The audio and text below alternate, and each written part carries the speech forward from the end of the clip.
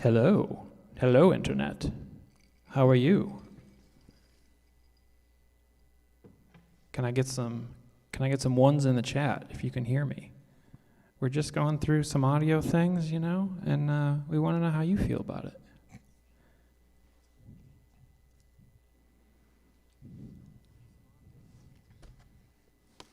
Internet. Oh, we've lost viewers. That's good. Oh, 11. F. Hello. Hello.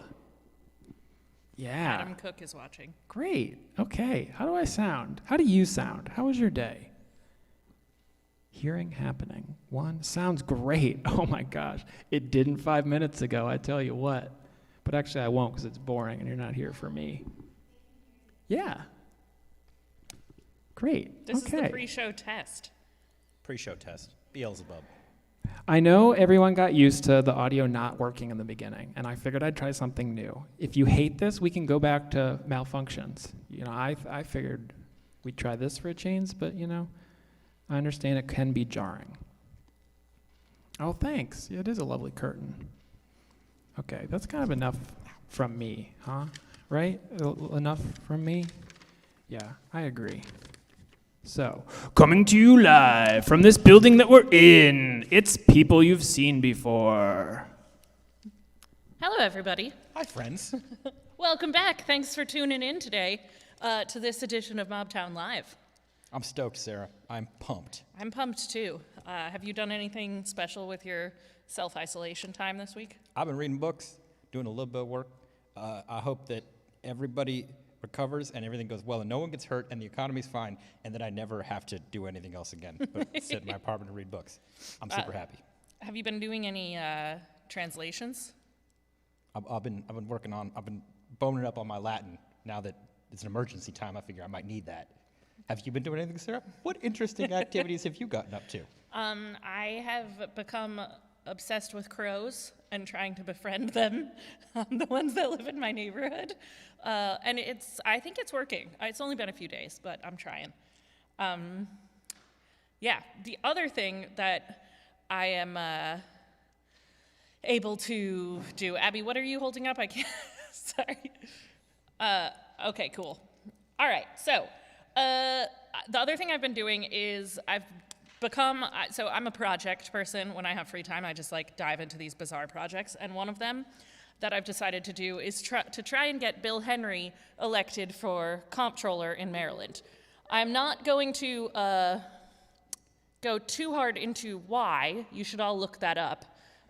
We've had the same comptroller for a very long time here in Baltimore. But I would like the audience's opinion on a marketing campaign that will largely be done with chalk by me and other people around the city. You're all welcome to join. And I believe you're looking to sex up the position of comptroller. Yeah, so comptroller is basically an accountant. So no offense to our accountants out there, but not a sexy thing generally when we're talking about them. But comptrollers are incredibly important. They hold the purse strings. They're the ones who keep check on everything. They're the ones who largely are the last monitoring of where your tax dollars go. So it's really important that the person in that job both has integrity and is competent.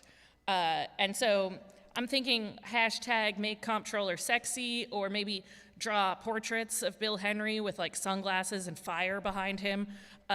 Shirtless comptrollers only. Yeah, maybe like that. Jacked.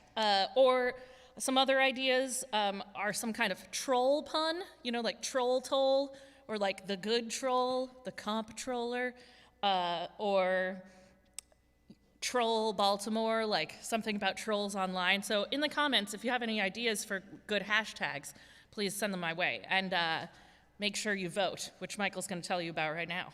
Yeah, seriously. So we got us a special election happening. The 7th Congressional District, Tuesday, April 28th. That's this Tuesday. Observe the graphics. Allison Fisher made that, everybody, from the Globe collection at MICA. Let's take a step back and think about voting and how, at a certain point we thought it may not be that important, but it turned out to be real important. Real important. So vote. You can vote by mail. That's going to be a thing, or it is a thing. So just do it. If you haven't received your ballot in the mail, you can go online and request an electronic one, print it out, and then mail it in yourself. What But a world. it has to be mailed in by Tuesday, so make sure you do that. Boom. Yeah. What Oh, time is it? census. We got to talk about the census real fast. Go for it. One of Talk our about the sponsors census. is the census. You, as in we support them, they don't really give us any money. You should also take your census. Do that. Go to census.gov, and funding for Baltimore City is reliant on that. I know that it's cool to wear the tinfoil hat. I do it all the time. Take it off for just a minute so that you can be counted, and then put it back on. That's it. One of our comments on YouTube was just that Bill Henry should start wearing a sweet duster. Shout out to Boris Boyko. Yep. Speaking of YouTube comments, we're going to show you the highlights from last week's show. Hachi, our lovely tech person who is behind the screen that we're looking at, has pulled out his favorite YouTube comments from last week for all of you to see. So this week you can, try and be featured for next week. Roll 'em, Hachi. They're coming in a second. All right, from Jeremy. This is nice. It's like being at a weird bar where I don't have to leave my living room. I support waving drinks in Italy. It's almost a libation. Props for the classical illusion, Weston. Up, going fast. I can always hear Michael laughing. Good. I want all of you to have that in your mind. Again from Jeremy. Back to the middle one.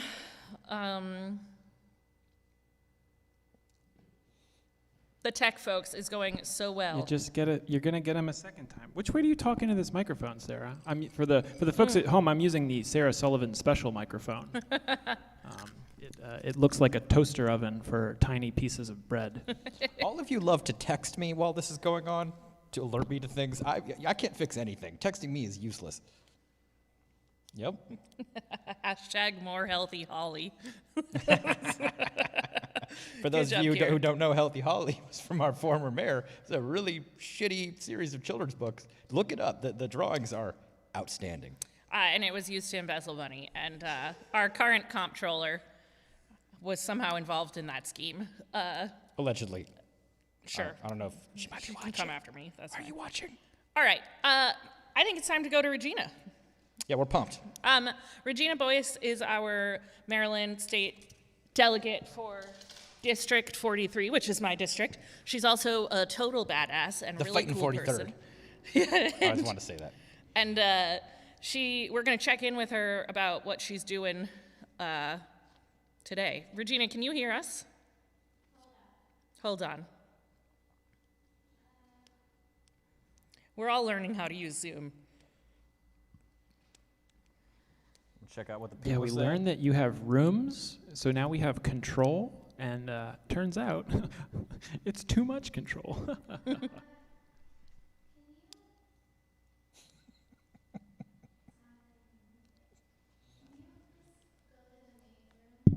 Oops. Oh. Buy more stamps. Yeah, we got a good comment from Suzanne Bell here. Buy stamps. Psychotic, deranged people in the White House are attempting to destroy the post office, which is the most supervillain thing I've ever heard. Put a stop to that. Buy lots of stamps. Festoon your house with stamps. Do an art project. I really like the comment from just now talking about how someone's favorite part of last week was Michael suggesting waving at Italy and instead waving towards West Virginia, which is pretty classic. He goes up to D.C. a lot. Yeah. What you all don't know, and this is why the joke's on you, Sarah, is that West Virginia is renowned for great vermouth. In fact, it's like the Italy of America is in West Virginia, I think. We're stalling. We're stalling. Oh, we're good? Oh, we're good. Regina, can you hear us?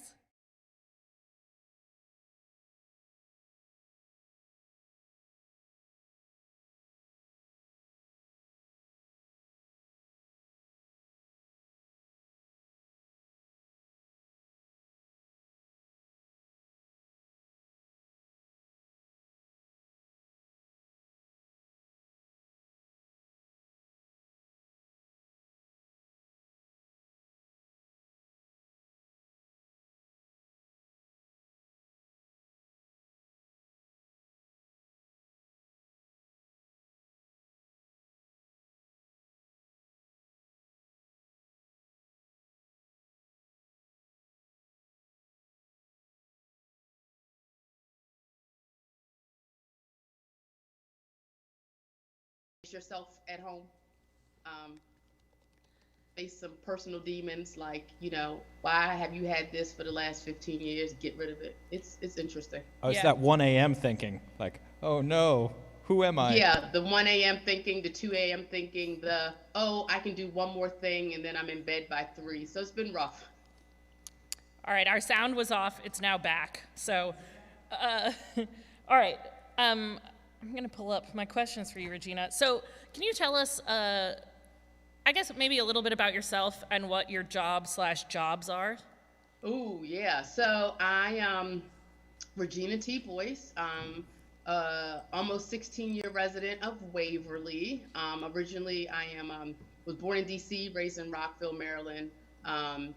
Both my parents are, I guess, immigrants, but citizens now, but immigrants from the Caribbean, and so I'm a first-generation citizen, I like to say. And my current job, actually my only job right now, is I am the delegate of the 43rd District here in Baltimore City, and that's essentially northeast Baltimore. So I always like to give a broad picture of it's pretty much the county line down to North Avenue, Harford Road to the Jones Falls, and then up Charles Street. So it's a large area, about 120,000 individuals.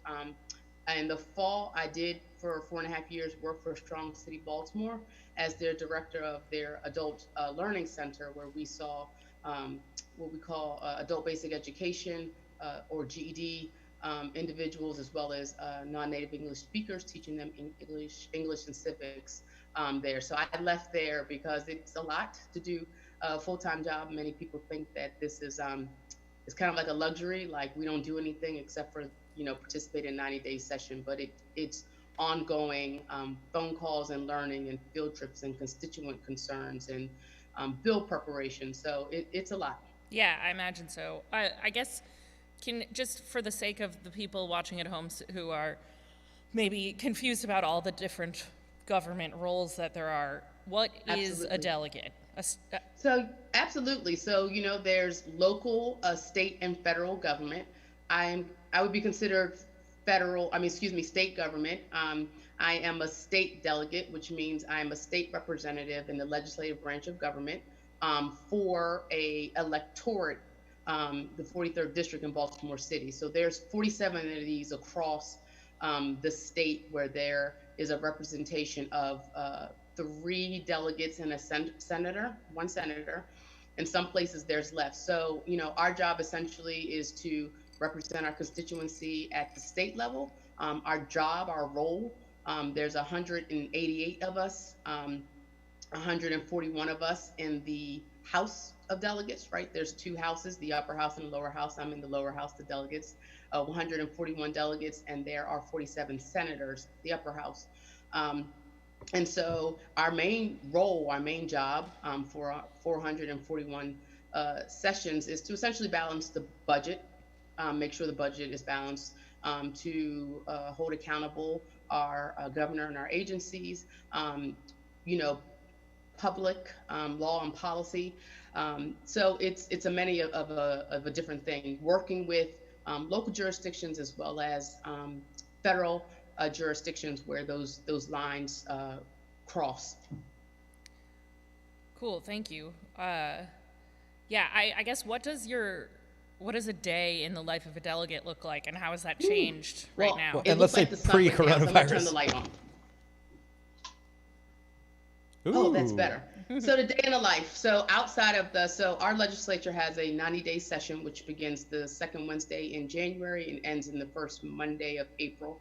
And essentially that is go time, right? That is, it's the budget, it's all of the legislation we want to put through, both, to help locally, to help businesses, to help schools, to help education. And through that 90-day session, we, pass a budget, we implement laws, and then it's over. But people seem to think that it doesn't continue after that. There's still constituent concerns that come in. Each delegate or senator serves on a subcommittee or a committee. I'm on the Environment and Transportation Committee, and so a lot of that work continues afterwards. After my first session, we had a lot of field trips. Like we went to Exelon, to the Congo Dam. We did some water trips where we can see what certain organizations are doing as it relates to bay restoration and oyster restoration. And so the work continues to understand not only the content for which we have to deal with, which is a lot on a daily basis, but understanding it enough to know that when I'm going to go put in a bill, or I want to work with an administration about an idea or an issue, that I actually potentially know what I'm talking about. Then there are constituent concerns. There are issues, that cross, state and local jurisdictions. So always working with our mayor, our city council, and the agencies here. So it's continuous work. Now, it's not like the breadth, the pace of session where it's essentially 12-hour, 13-hour, 15-hour days every day, especially as session revs up to sine die. But it does make for a lot of the downtime, in that I can actually work with a constituent, I can actually work with an agency, I can actually work on a cause without that pounding tick-tock of it's day 50, you got so many more days to go before session. So Right. It's really awesome. So you have time to sit with constituents and go to community meetings and go to council hearings, so you can kind of spread yourself thin. Yeah, and how much has that changed? Like, how is it now? Oh God, it's so session ended 2.5 weeks early. The second time since the Civil War, and so the week before we actually closed session, I was actually sick. I had the flu. I was in my hotel room for about 3 or 4 days with the flu. And who knows.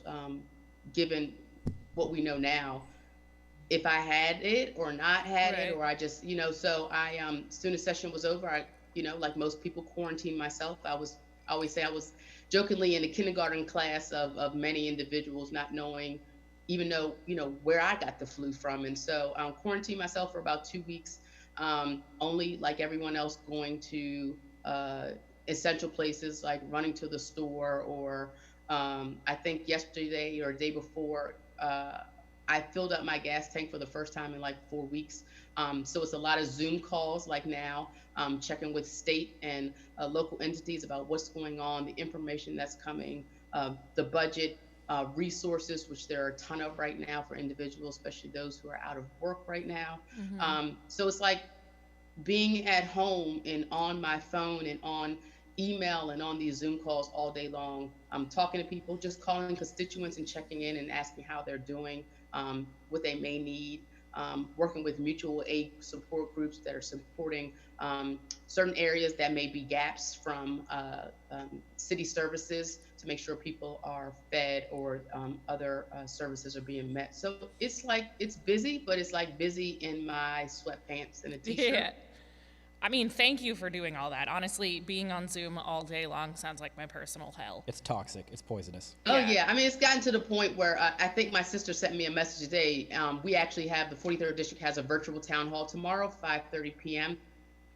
And she goes, "I hope you look good. I hope you put some makeup on your face." I said, "Oh my God!" Like, I said, this is just a way to show people that I'm living in this grind just as like anybody else. I got to face cleaning, my house and washing my dishes and watching my bills, and the water use that I'm using now is actually, it's very hard. It's very hard to be home. Try to do some gardening work, try to get out and do a bike ride or walk. So like I said, we're in this together.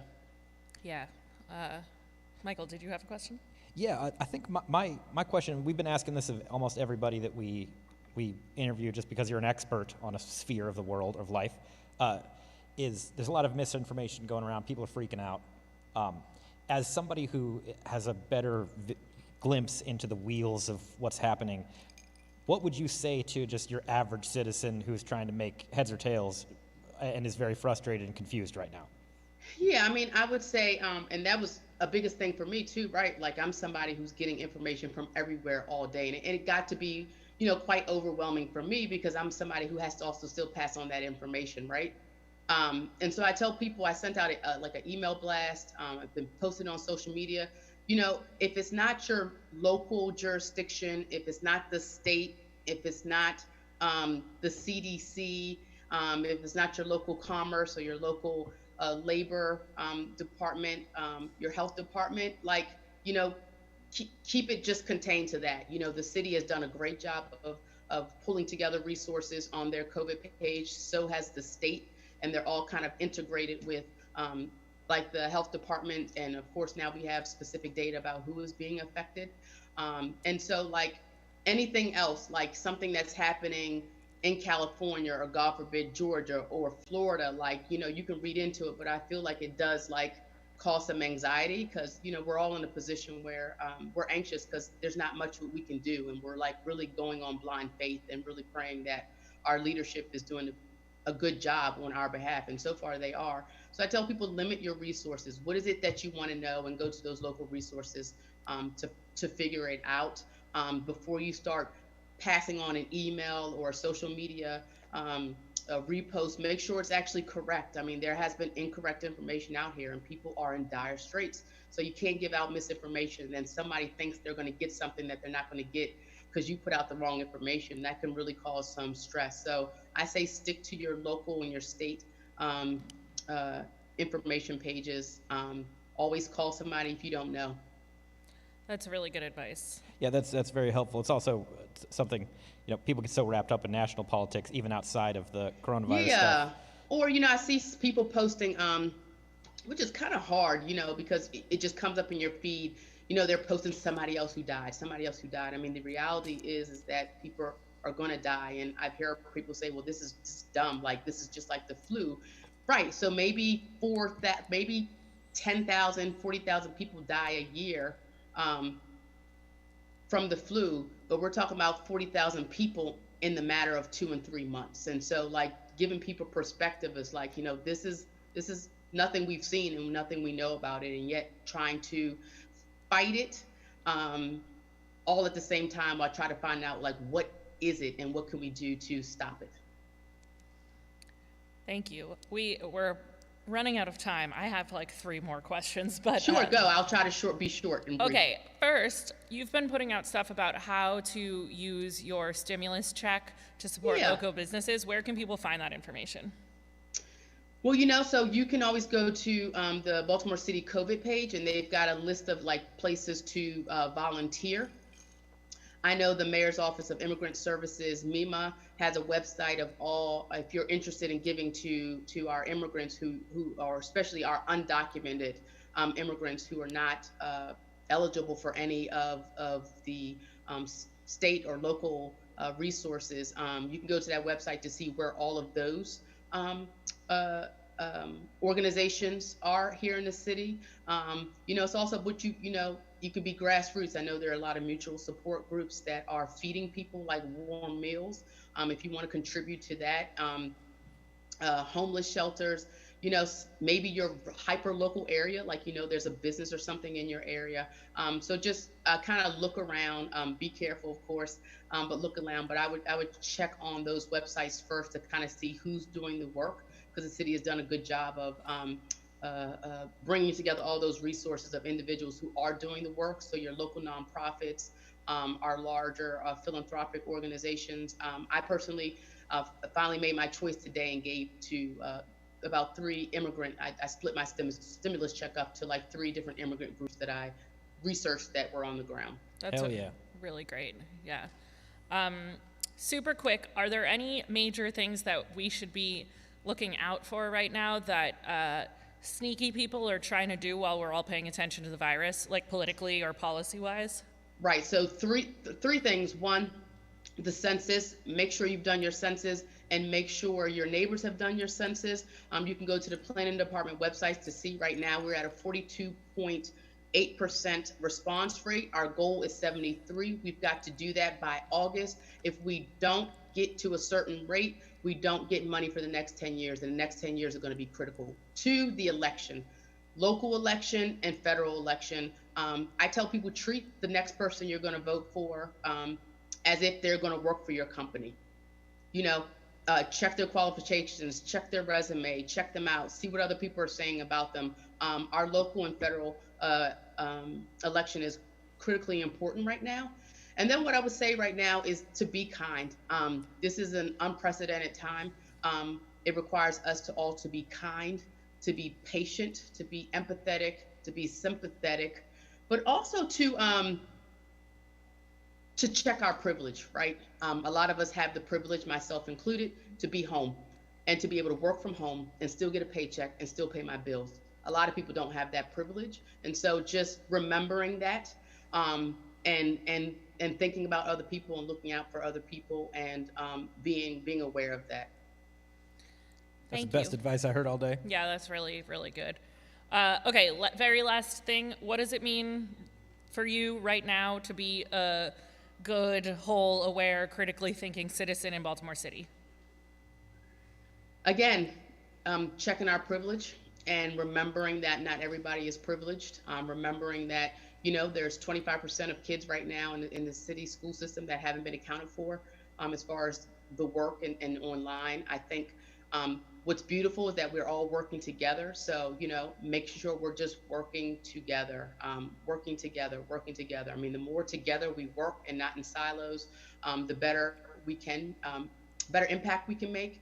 And the better we will get over this. So just remembering my favorite quote from my friend Jeremy Rosenthal, who I stole from him, and it's just perfect. We are certainly not on the same boat, but we are in the same storm. And so, you know, some people have a dinghy, some people have a lifeboat, some people have a yacht, but we're all in the same storm. So just remembering that all of us are different, but we're in this together. Thank you so much, Regina. Wonderful. Yeah, thank you so much for being on and for all of the work that you're doing. I mean, that you're always doing. I've never seen you not working, I think. I know it's a bad thing. And yeah, and I mean, like, I brag about you all the time because you're my delegate and you're awesome. So yeah, I really appreciate you being here. Thank you thank for you very this much. opportunity. It helps get me out of my shell. I know people are like, well, you're an elected official, but I'm a introvert, extrovert. So I'm very shy sometimes, so I appreciate this opportunity. Yeah, thanks so much. You did a great job. Oh, thank you. Well, guys, have fun. I'll see if I can watch on live later and see if I can hear some sounds that'll help me finish some work. Coming Nice. up next. Coming up next. Cool. Yeah, awesome. Yes. Well, thank you. Have a good one, Regina. You too. Thank you, guys. That was Regina, folks. That was Regina Boyce, Maryland delegate, 43rd District. Can I toss this shit out here real fast, Sarah? I love it when public officials talk about just like, hey, pay attention to your actual community instead of freaking out about national politics, which is worth freaking out about. But if you do that without caring about your local politics, it's sort of insane. Your fault. It's like responding to a fire at someone else's house while your bedroom is currently flooding. Good point. Metaphors. Were you able to read the notes that we were given? Yes, I believe that the note we were given was that there's a slight change in the order, and that up next, Abby, scowl at me if I'm wrong, is Abby Becker playing a wonderful song. So in a few minutes, folks, we are going to make a cocktail and have an album review by our in-house critics, Michael Seguin and Abby Becker. An And album discussion. before that, Abby is going to give you a little taste of the review without flagging copyright things. So I'm going to pass my chair along to Abby Becker. Should I sit here or move? I can't tell. Is it weird if I'm just sitting here looking at Abby? People tell me if I'm weird. You're weird. Oh, thanks, Abby. This is just a flawless transition. Lost my pick. That's okay. The value of sort of live productions like this is that you can really see how the sausage is made. And in this case, it's made poorly by us. It's disgusting sausage.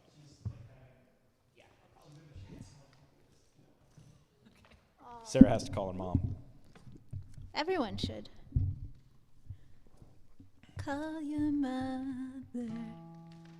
So, yeah, Michael and I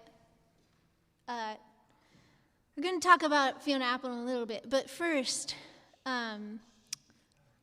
because we can't play any of her music because we'll get shut down, I wanted to give just a little sample, which is horrifying because she's incredible. And so, yeah, I'm going to try. We'll see.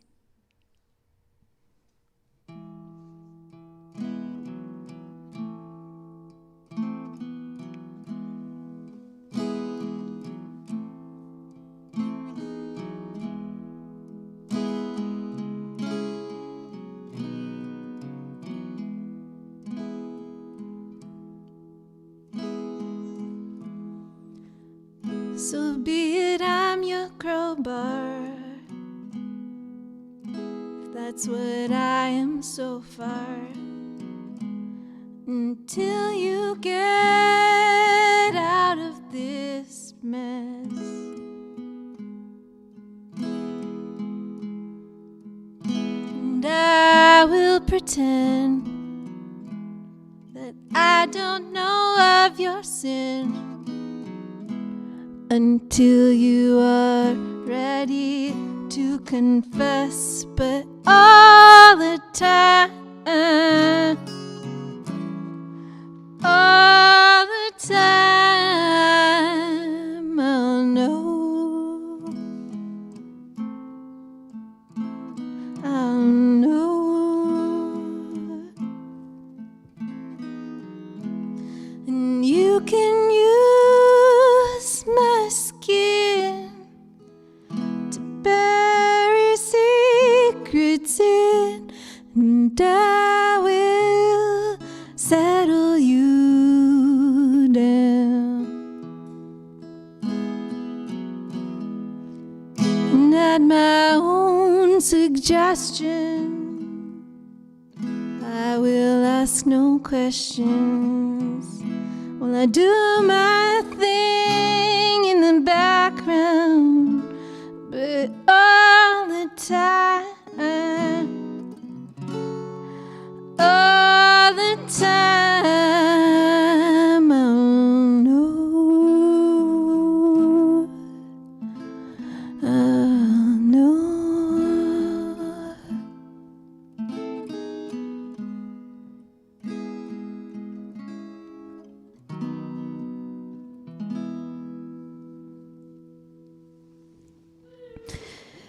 That was Fiona Apple's I'll Know from the album When the Pawn, and so on and so on.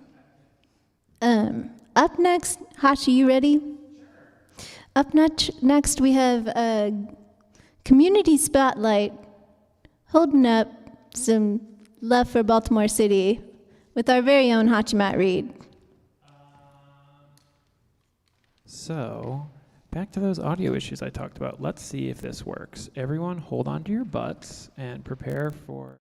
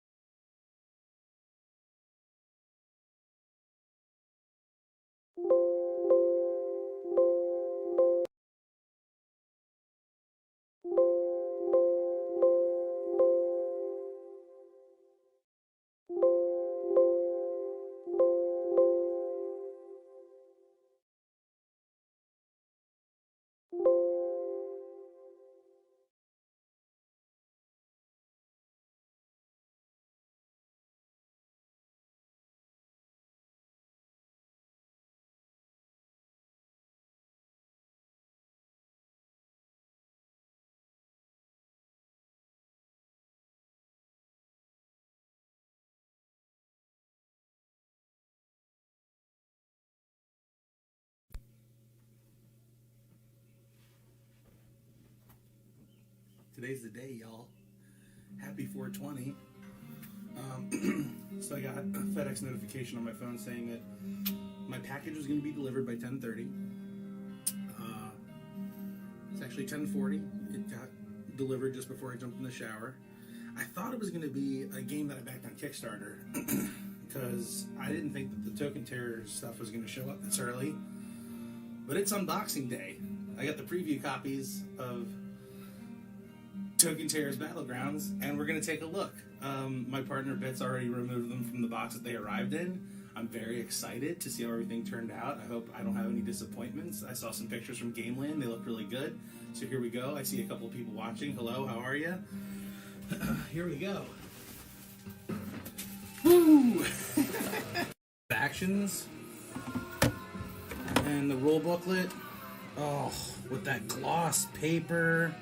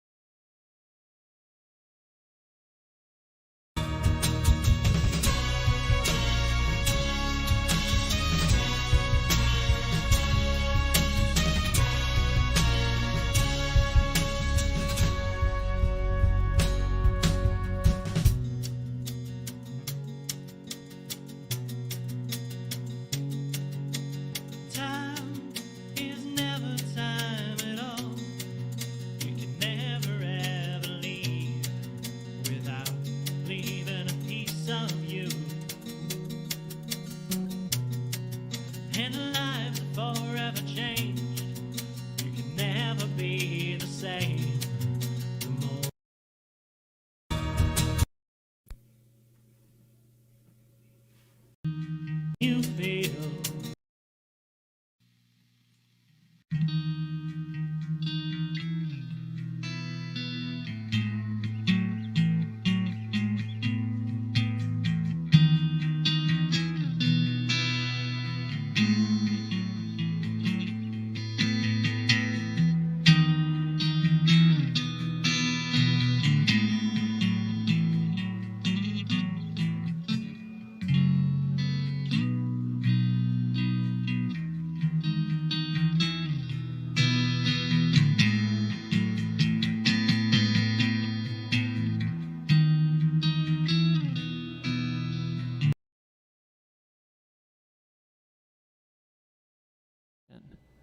I'll give it back to you, Michael. Oh, hi. Hello, hello. I'm back. Can I be heard? Am I being heard? Are you hearing me? I'm not in the monitor, Hachi. Chicken, Beelzebub. Wonderful. Hi, Abby. Hi, chicken. So, dear Baltimore, the fabulous Abby Becker and I are here to discuss something we're both very excited about, which is Fiona Apple's new album. Oh my God. It's not called Oh My God. It's called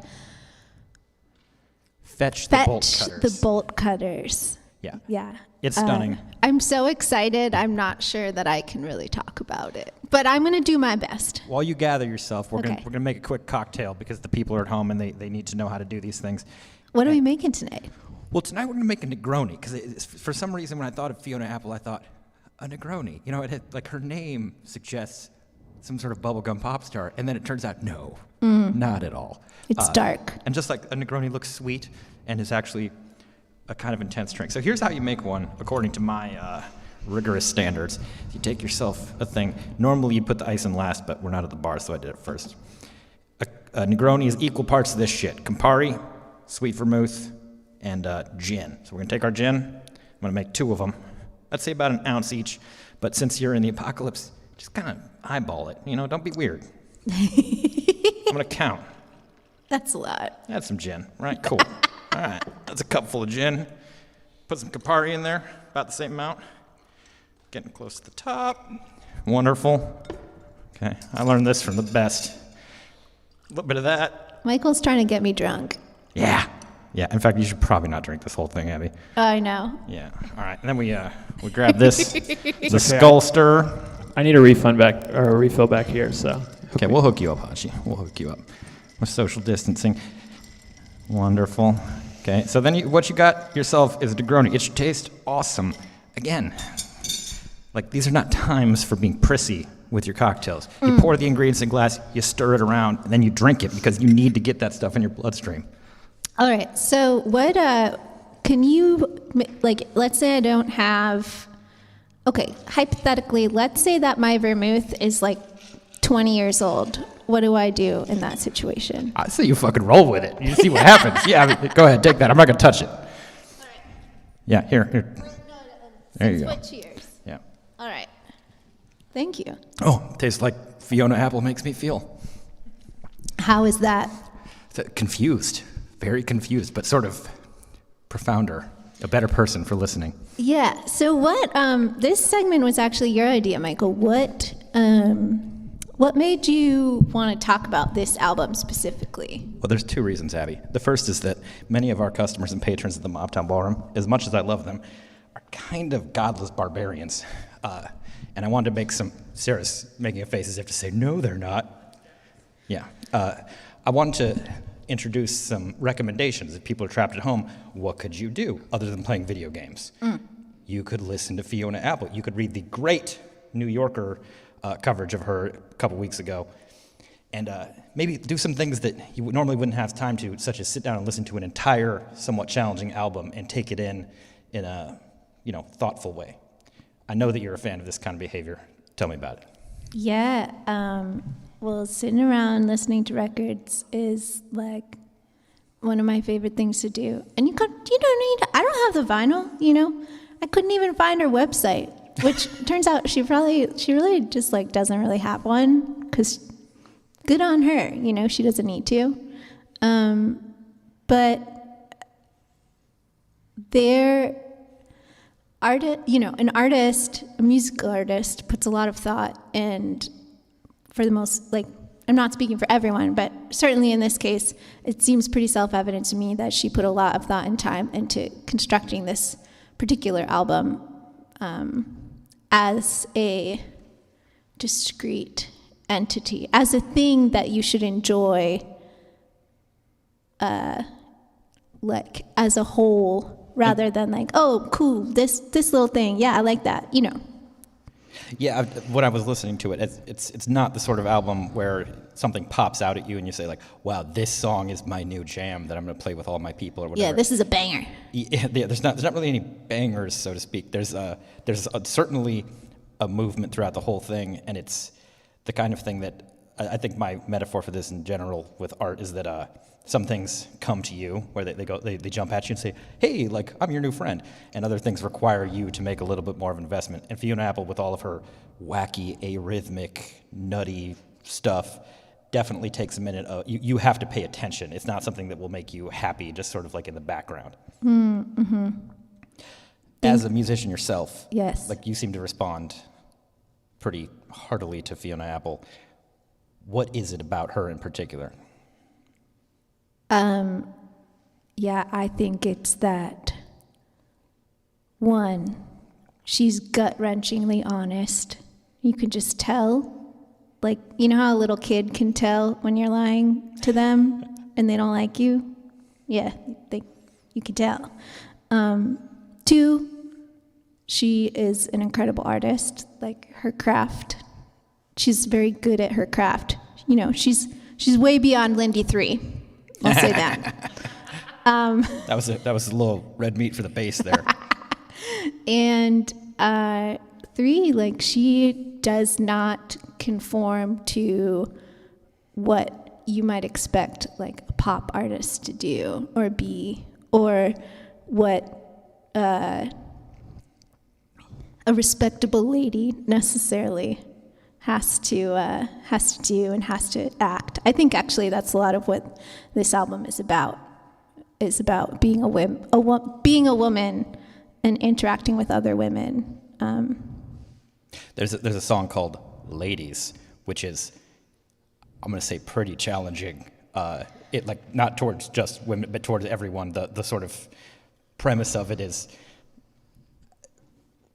women. Correct me if I'm wrong. Not wanting to fight other women who are with somebody that you were with, and trying to approach these things rationally, or like not rationally, but as a without being divided over them. And it manages to skirt every single cliche on the subject and actually sort of hits you square in the guts, or at least that's how I felt about it when I listened to it. Yeah. Yeah, lots of things that I think of as like my exceptional circumstances or feelings. She's just like out there talking about them in a beautiful way. And that song in particular, she has this like refrain that comes back, ladies, ladies, ladies, ladies. And she says it, like we've all heard people say that. And every time she says it with a different inflection, like one time it'll be like kind of sexy, like kind of flirty. And then the next time she's like your teacher. And then like another time, like she's like, I don't know, you're like pumping you up to go to the dance party. And that kind of emotional, like, roller coaster she takes you on. It's not for the faint of heart. And trigger warning, there's some serious discussion of issues and sexual assault and things in there, in the album. Not discussion, but treatment of. Yeah. Fiona Apple, like, we were talking about this earlier, like, I feel she was someone who was plagued, especially because there she was, like, a woman pre-Me Too talking about her feelings, like, God forbid, and she was kind of pegged as, like, I think of her as kind of falling in the, like, hysterical woman category by the press and the media. And, like, you know, she's been upfront about her own, like, issues with OCD and things like that. But here she is, you know, grown up. In her, like, I think she's 42 now. Mm-hmm. And she is like, yes, I have this, you know, like, rainbow of human feelings and, like, expressing them, like, maturely and, like, authentically and, like, in a way, like, she's literally, like, beating on the chair in her home studio, you know, like, you can hear her dogs in the background in the album, and, like, you can hear, like, it's like the sound of life, like life in her home. And that. It's unvarnished. Yes, unvarnished. Yes. That is really, I think, something that's resonating with people all over these days, because she's like, you know, after, like, everyone's hated on her, like, she's turned around and now she's like a critical darling, right? Well, you said something very interesting to me on the phone earlier about the fact that she's a critical darling right now, and this is that she's always been sort of doing the same kind of thing, and that everybody else caught up to her. Yeah. Like that. And not only that, but she's been doing things that men have been doing forever, and that they get their work treated that way, like as work, and hers is like, oh, this is an emotional expression. Sorry, Hachi, did I interrupt you? Oh, yeah. Sorry if this question was already asked. Who's Fiona Apple? Oh, we're the worst. Yeah, Fiona Apple is a singer, songwriter, poet, pianist. She badass. She was born in New York. When she was 16, I think in the 90s, she released an album that immediately just was, like, very critically well received. And so, like, at the age of 16, she got super famous and has had to kind of live in the spotlight since then. Well, and her songs are very informed by having never been an artist. I think the quote I read was toiling in obscurity. Like, she was front and center from the beginning, but they're not limited to that. She's a complicated thinker, and it seems like she mulls albums over for years, and then one sneaks out. Yeah. What spoke to you? I'm curious. I find it incredibly, I breathe a sigh of relief when artists of any kind, but particularly musicians, come out with something where it's not that they aren't trying to be successful, or they're not trying to market it, but they take a risk and assume that their audience is ready to go on a journey with them. Like you said, it's very honest, and it's very specifically rooted in her experience. And I think that whenever people do something that even if it's very specific, that's honest, it ends up being more powerfully universal than the pablum that often gets passed along otherwise. When are we supposed to end, Sarah? Yeah, Now? Oh, cool. we're the worst.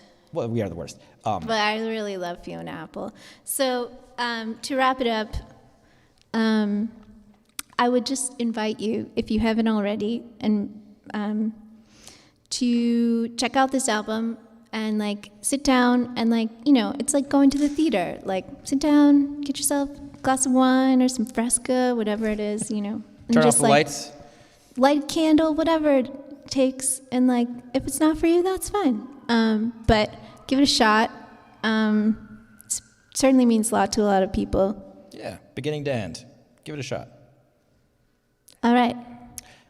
Want to introduce the next act? Up next, I hope I get this right, is our beloved ballroom, someone who's beloved by the ballroom, and Zach Serleth. Zach Serleth. Who agreed to jump on and share some music with us. And I think we might have another special guest on as well. Zach's been playing like swing and jazz music about town for quite a few years now. He's a treasure. A treasure. Hachi, bring us Zach. Bring us to Zach. Zach and Sammy. Hey guys. You let us know when you're ready. I can't hear them yet. Hey, there you are. Yeah, nerds. How are you? We're good. How you doing? Good. All right. Good. Yeah, happy to be here. Tell us what you got for us today. What we got for them today? Let's do sunny side of the street. All right. Oh, take us to the sunny side. 1, 2, 3.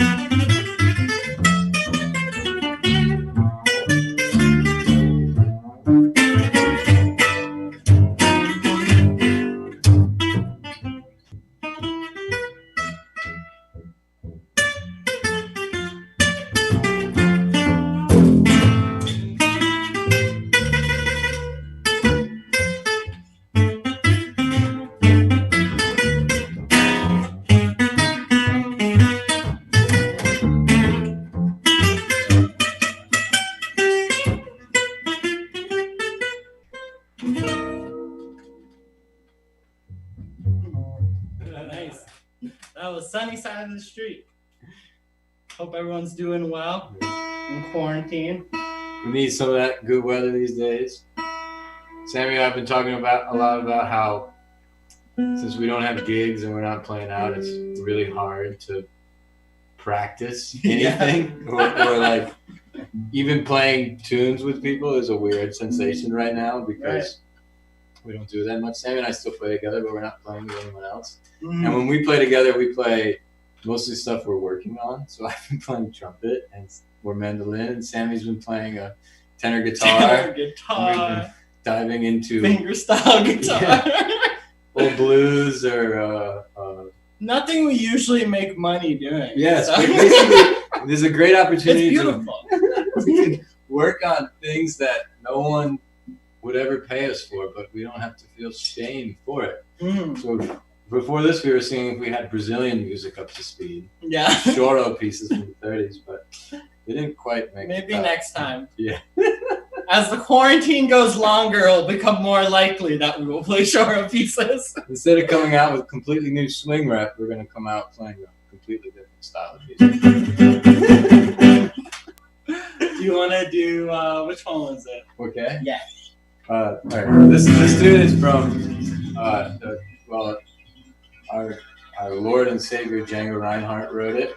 It was one of the last songs that he wrote before he died. And the story is that it means so that my life may continue, but the French spelling of it is pourquoi ma demeure. Pourquoi demeure. What is it? Ma vie demeure. Pourquoi ma vie demeure. Yeah, just getting some atmosphere here. Yeah, thank you.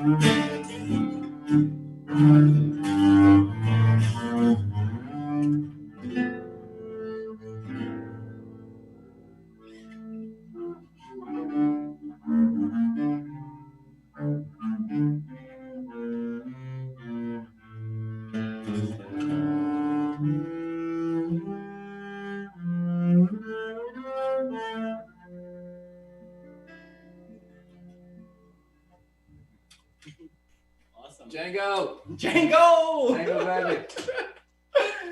In the middle of that, I realized that I like to play pretty hard when I'm playing this style of music, but I've been stuck in my apartment. I have no jams to go to, just playing my guitar as hard as I can.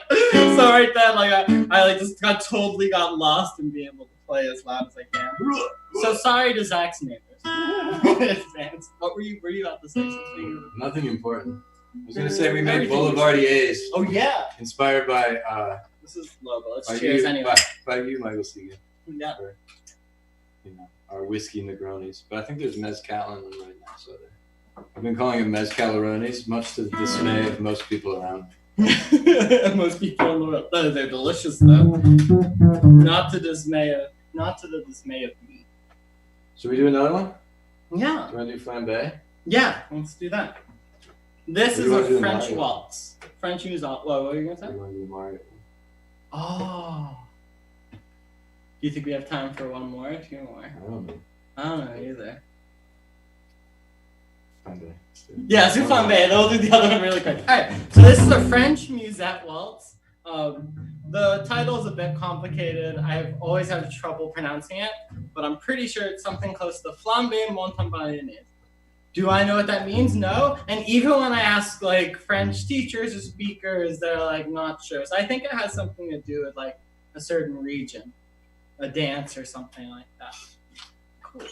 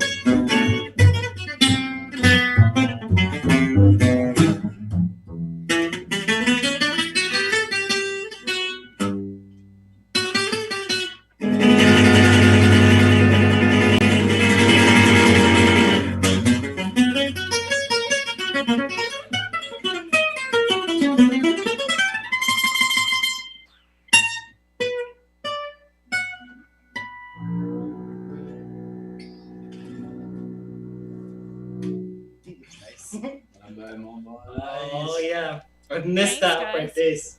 That's just like that. Oh man, there's nothing like it. The only closest sensation I get to this is when my neighbors upstairs move a heavy piece of furniture, but it's not satisfying. This is like satisfying. This like makes me so happy. Oh, so nice. Thanks, So much guys. nicer than Yeah, my it neighbors. sounds awesome. I get a bass note, huh? Is that a picture of the two of you behind you? My mom wants to know. It's a picture of me and I think she was painting kidding. of me and my dear friend Old friend Randy from a punk circus band we were in years and years ago. Of course. So funny. Naturally. I mean, that makes sense. Thank you so much. Are you guys, what's happening right now? We're done, yeah? Yes. Yeah, cool. Thank you so much. What is your band name for the crowd? We're Sassy and the Whale. Woo. He's Sassy and I'm the Whale because people say the bass is sounds like a whale. Aw. Yeah. Sassy and the Whale. We don't have an Instagram for that yet, but you can find me via Sammy, SAMI, Make Music, and then Zach is I'm Zach Do Bass. yeah. Nice. Bloody Whale good. noises. Well, I'm so excited for when we can have you two back here playing in-house someday. We're excited to be back too. Yeah, can't wait. Thank you for doing everything you guys do. Yes. Thanks. Yeah, and thanks so much for coming today. We appreciate it. Yeah, thanks for having us. Stay safe. Have a good one. All right, next up, everybody, we have our lovely food guru, Kathleen Overman, who is coming in live to answer your questions about various food-related things, safety, who to support, supply chains, that sort of thing. Kathleen, are you there? In just 1 second, Kathleen will accept the Zoom thing. I have a number of questions that you all have sent us over the live chat or just earlier in the week. If you have any more, please send them in the feed on YouTube. Kathleen will be answering them as she goes.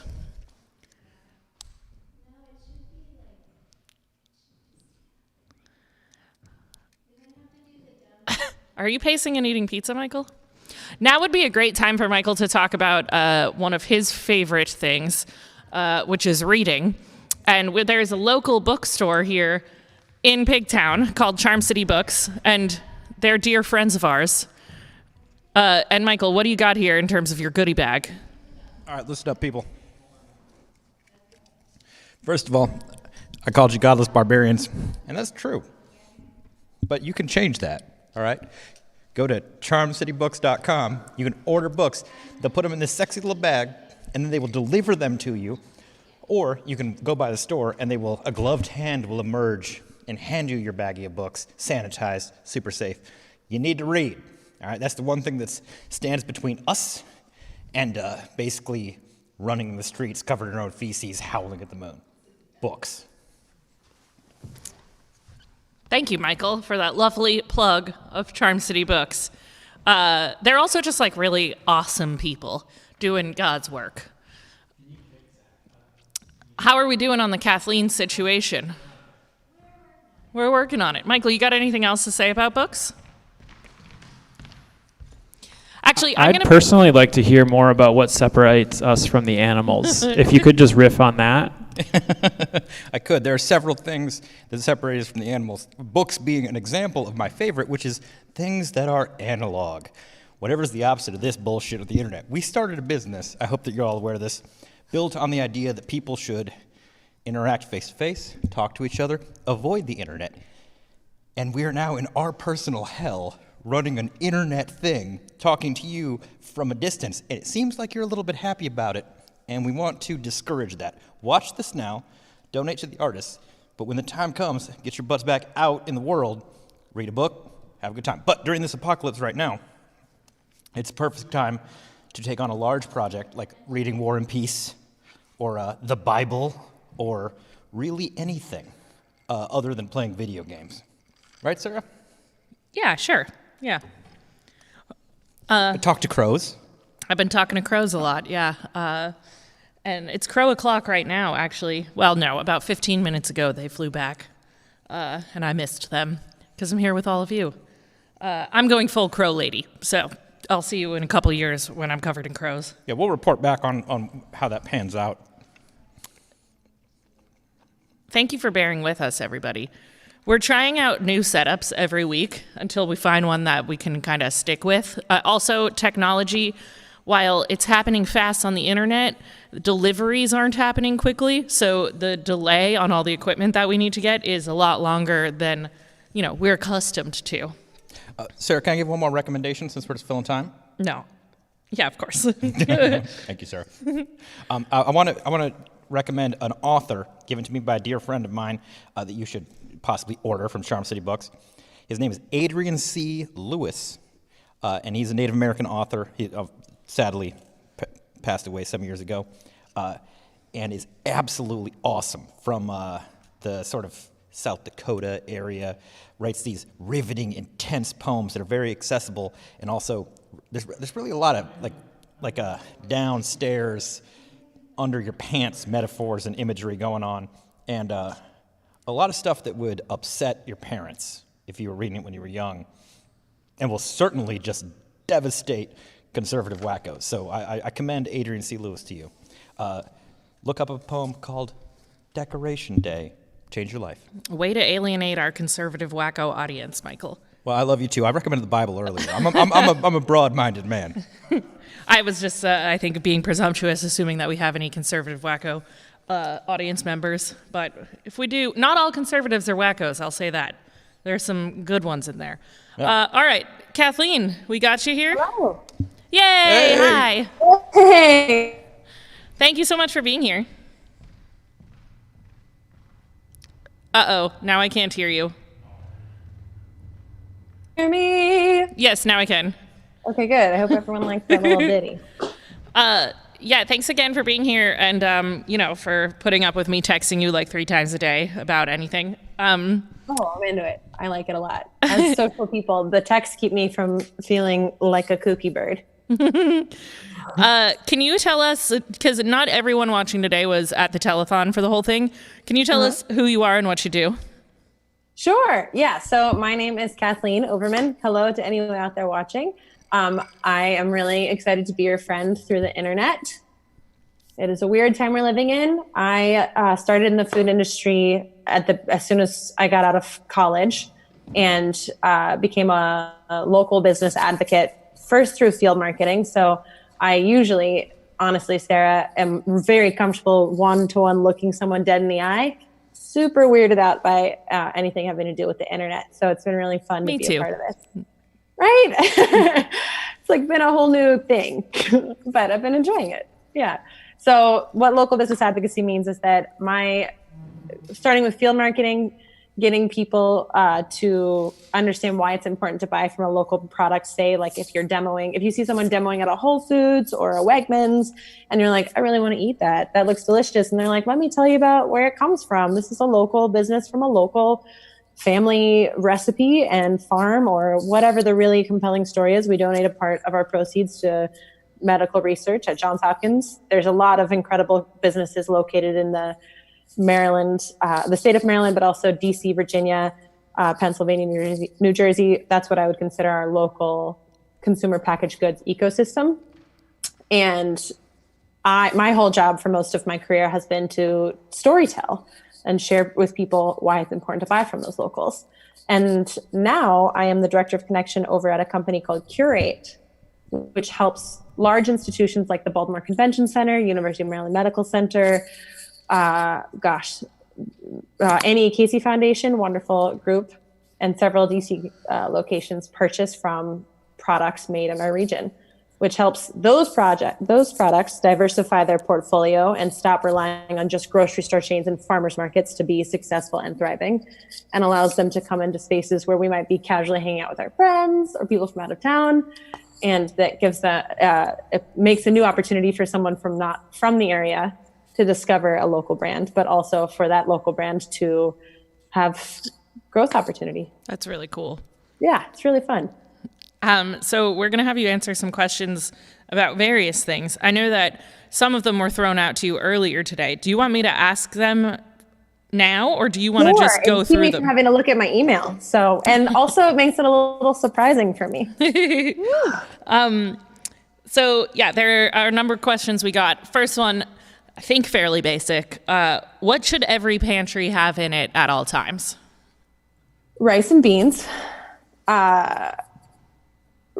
Pantry, I'm going to include spice drawer, rice and beans, garlic powder, salt and pepper. I think that garlic is the most important thing you can put in your body, but rice and beans together is a complete protein and will help you survive in most dire need situations. It has a healthy amount of carbohydrates and proteins that keep your body moving and keeping you strong. And then that's apocalypse prepping, if I was going to go there. But if we're talking about if I were to say what is a local item that someone should have in their pantry at all times, I'm a huge fan of Dimitri's extra virgin olive oil and vinegar. Their balsamic vinegar is the only vinegar I can use anymore, and that exists over at the farmer's market on 32nd and the one under 83. So that is the local splurge that at any given time I have to have in my pantry, but that is quite a luxury and one that is worthwhile. And the necessary staple from farmer's market purchasing that is local, that is in my fridge at all times, is King's mushrooms, and they just had a baby this month. So King's mushrooms is probably the number one local refrigerated item I always have in my pantry at all times. Nice. Thanks. Yeah. But definitely for pantry staples, if we're talking about coronavirus times, if you ever see a bag of flour on the shelf, buy it, because that's like gold right now. I'm starting to understand a lot of films that we watched about Depression era experiences where it was really special if for your birthday you got one very small slice of cake. And now I made a cake today for my uncle's birthday and brought it down to him from a socially distant proximity. Happy birthday, and Mark. I realized what edible gold cake is. Just a weird thing. So that would be a staple. Awesome. Abby, do you want to throw one at her? Yeah. I had a question, which is like in a time like this, when you're basically in your house all day, we're all wearing pajama bottoms all the time, even during our business meetings. Mm-hmm.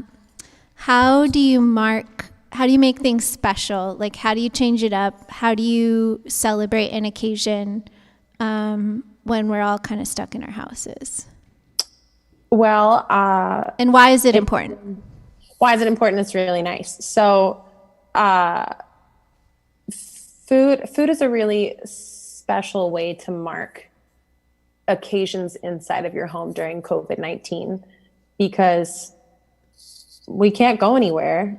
We usually mark our special occasions by, some people choose concert venues, some people choose fancy restaurants. And what I learned tonight with my family, and what I've been learning over the course of coronavirus, is that one thing that breaks up the monotony is to decide to commit a night to trying a little harder, to stop having leftovers and to start having something that is special. And special is a really flexible definition. So tonight, for example, for my uncle's birthday, we did a family-only, socially distanced backyard picnic. And I got takeout from my favorite Indian restaurant in Baltimore, Namaste Baltimore, best Indian food in the city. We made a cake and we sat very far away, but had a first-time experience of being able to have that community. None of us had been socializing whatsoever, except for this one time where we each had our own entree and we each sat 6 feet from each other in the yard. And it was a nice way to find community and see the people you love without putting anyone else's lives at risk.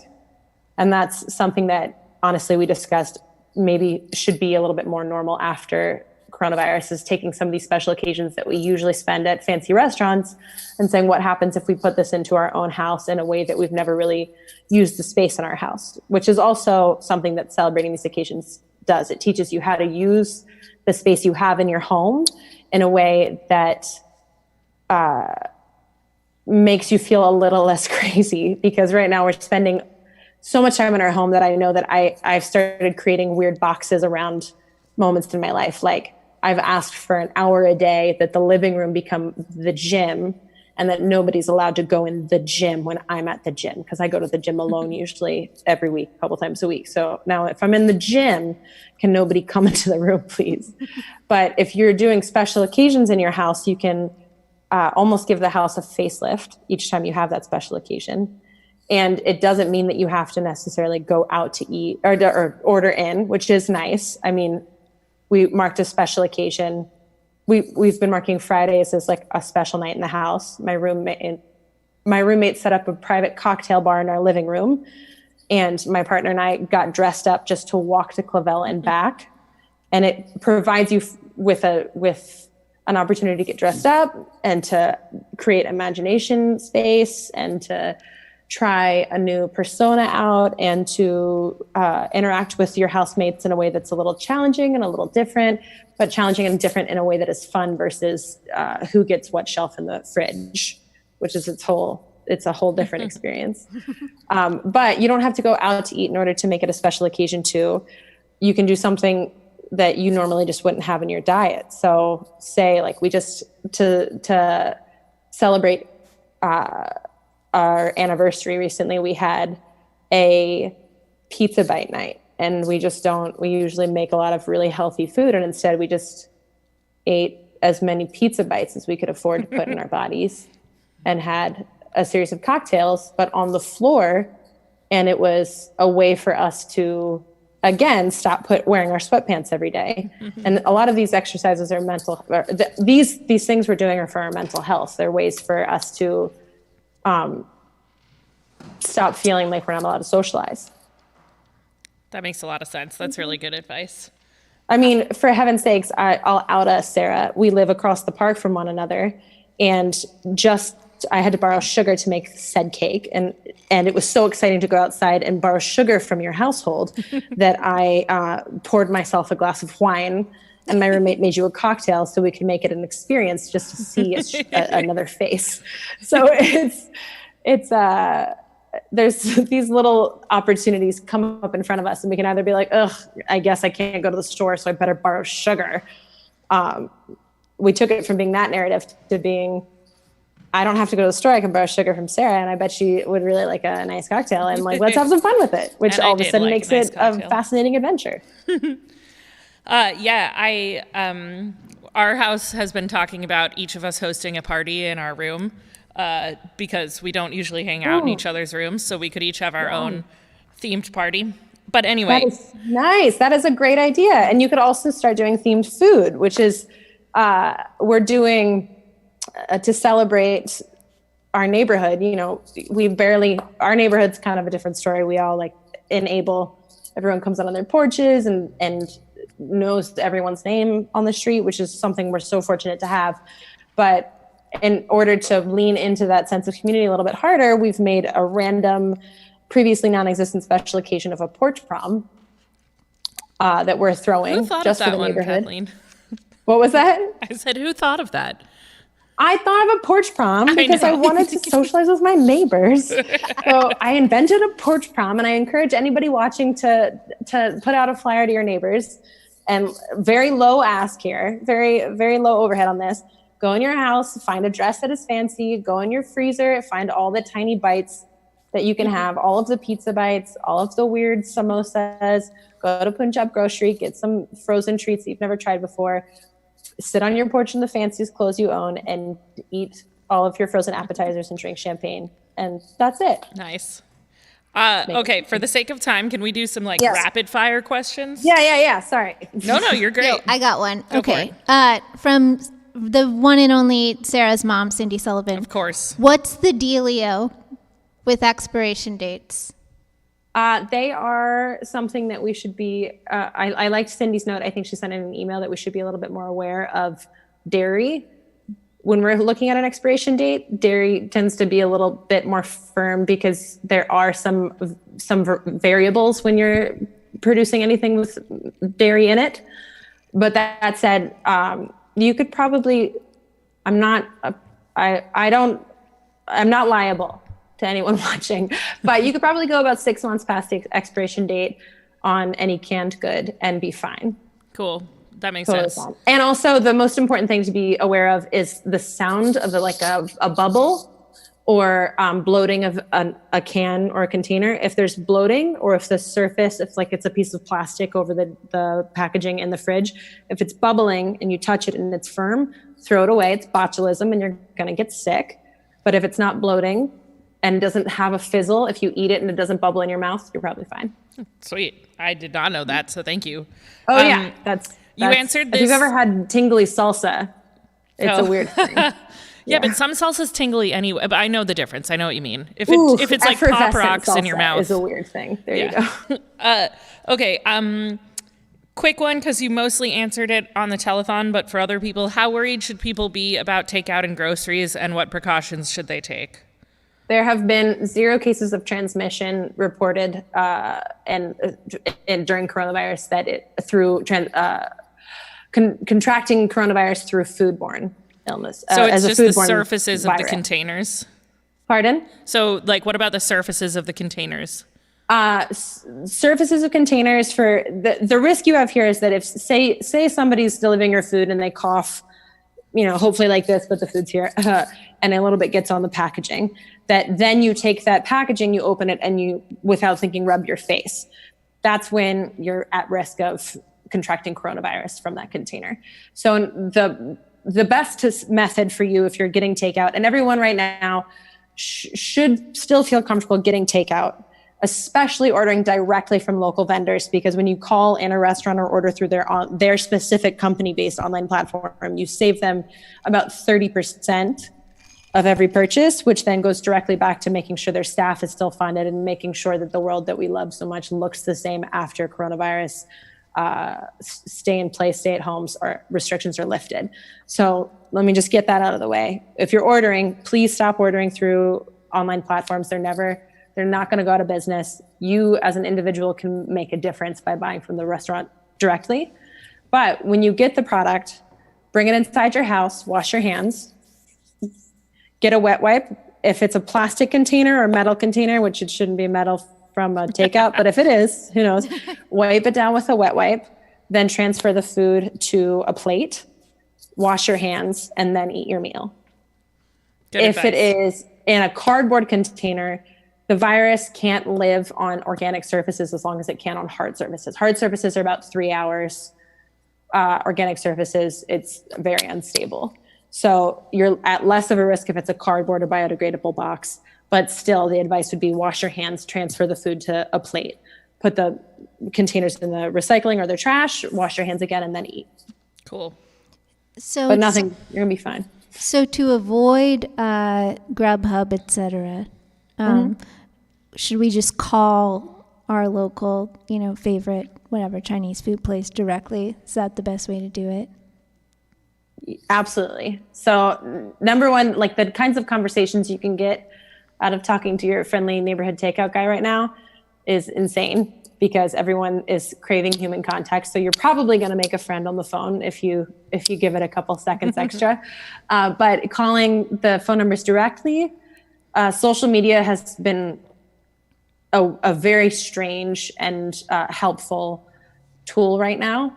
A lot of people who normally wouldn't log on to social media are using it to keep people up to date to exactly what their businesses are offering, which means that if you check them out, like for example, everybody's been talking about how quickly Clavel transferred over, which there's not a person I know in the city who doesn't love Clavel, that by the minute you get updates if they've run out of food for the day. They have also built their own internal platform. Verde in Canton, Patterson Park has also built an internal platform for you to order directly from them online. So that way your card information gets input, you pay for everything, and when you need to pick up your food, all you do is just roll down your window, the food gets put in your car, and you leave. So it's the most minimal contact with another person that you can. Awesome. Yeah. You think we have time for one more, Abby? Or two more? Okay, so this one was from the audience. Should we be expecting meat shortages? The number one problem right now, or concern at least that we're talking about, is reduction in ability to have overseas purchasing. So like purchasing meat from another country might lead to something like a meat shortage, which is why the best advice I could give to someone is start finding your local farms, start finding your local farmers, your local CSAs, and you're also meat CSAs. A lot of people don't know that you can do a CSA for meat, and start ordering directly from them. What is a CSA for the people who don't know? Pardon? What is a CSA for the people who don't know? A CSA is a community shared agriculture. Let me make sure, because it's weird. I don't actually know what the acronym is for either. I think community supported agriculture. Sorry, I always do that. Community supported agriculture, not community shared. But community supported agriculture, and it is a box that you receive every week filled with a selection of produce from a farm in your community.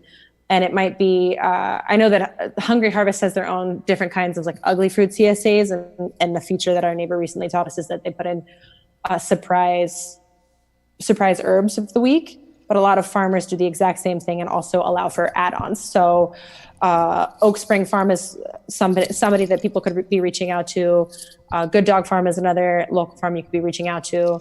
I know that I think some of the urban farms that we're working with are considering putting together a CSA share as well, which would be an awesome resource.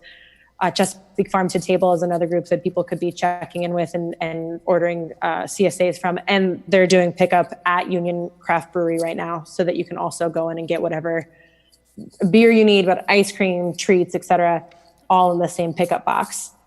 And it'll include everything that the farm has in flourishing supply during that period of time. So you're really going to be eating seasonally, but also nutrient-dense food. So the food will be better for your body, helping with your energy levels and help sustain a better energy level throughout the day. Awesome, thank you. And it creates innovation when you're cooking for the pantry challenges, which is fun.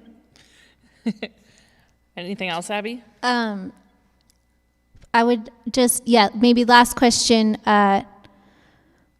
Have you had a pantry challenge fail, and what was it like? Or a pantry challenge winner? Same. It was the same noodles. I'll say that. I like make that. I don't even know if I've told you guys this. It's so funny.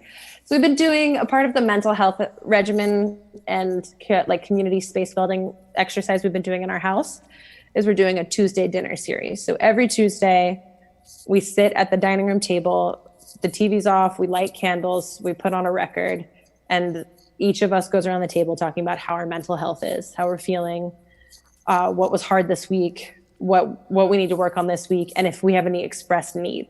Like I pinpointed over the past 7 days that I really need, my need this week was I really need everyone to take their shoes off at the door, carry them over to the shoe rack instead of walking to the shoe rack.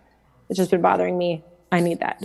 So we have these Chinese noodles that are really weird. It's like my roommate bought like a bulk box of them, like probably 25 packets of these noodles he'd never tried before 6 months ago.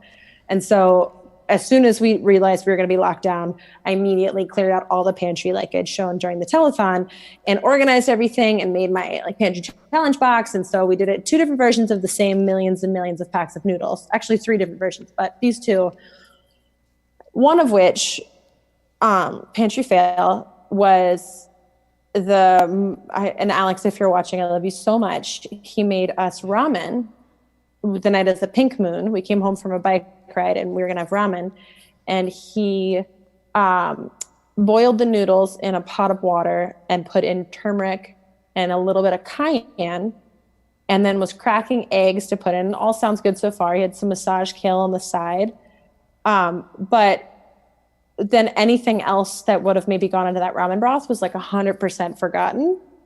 So by the time we got to the table, it was these noodles that we as a community, as a household, all decided we really didn't like, in just like a bowl of hot water with like a boiled egg in it.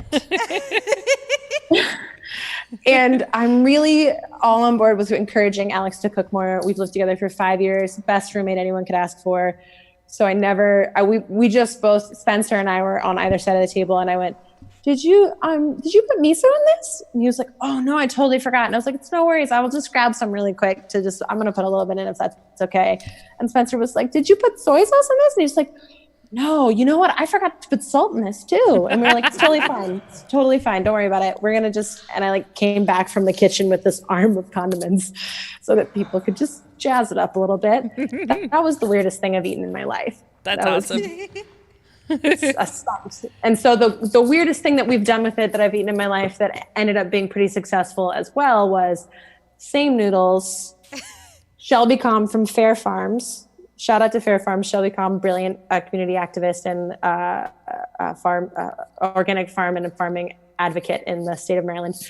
Came over right before harsh lockdown parameters were put in place and made the same noodles with soaked chestnuts, capers, cashew butter, tomato sauce or tomato paste, and one other that sounds delicious. harissa, and blended it. And it was we turned it into a creamy Asian fusion pasta dish. It was really good. So the thing is, if you look at your pantry and you're missing things man, I really want to make a peanut sauce.